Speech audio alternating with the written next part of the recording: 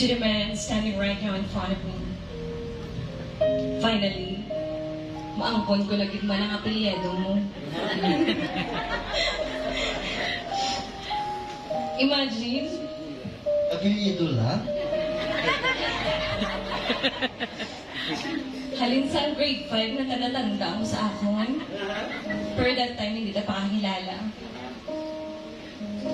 But then again, started sa ginsabat na ka. 11 years and 9 months. And counting. Grabe nga ulat mo, man. Dito, guys.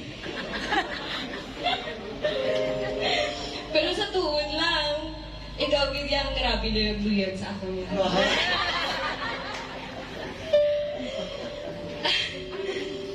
Diba, natutuwan mo sa unang mo sa akin. Ginadrawing mo pa ko permi kung makita mo kung sa grade 5. Pero that time, hindi ta pa kaya kilala yan.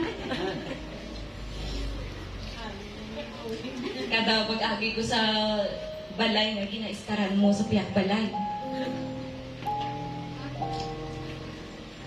So, makahambay ba lang sa gadi mag-drawing nga. May lang wala ko nakita ang mga drawing mo. Kaya ang balya pastor. Nadula ko no, iya nga drawing mo. Sang time nga, wala naman ko nakita. Kasi nga taga sa iban?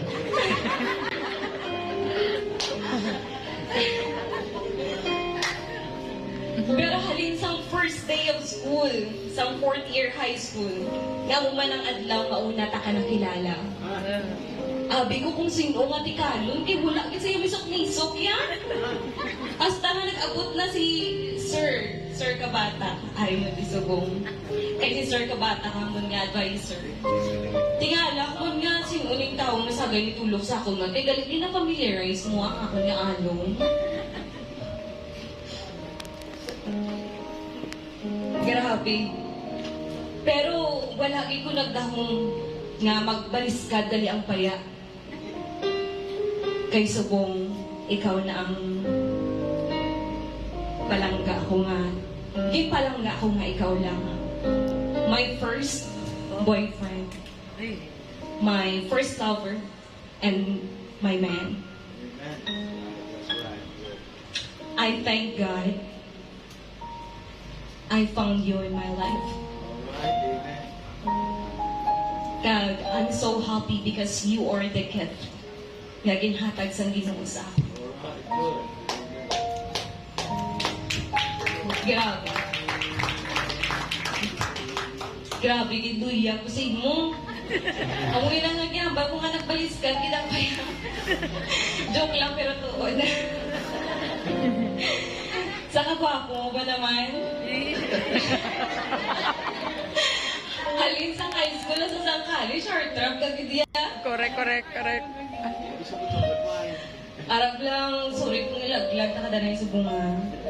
Nambal mo nga, akbayan mo lang babae, miga mo na na yun. Correct. I've been waiting for this for a very long time.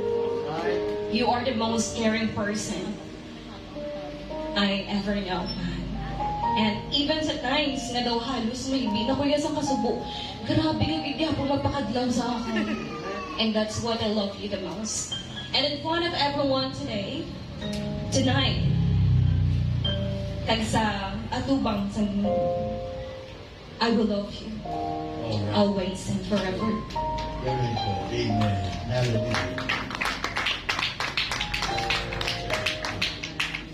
I admire the foundation of your commitment tonight. Mr. Floor and Robert Chamber. I'm so happy to hear that from you. I believe that your living together will continue. That's right. And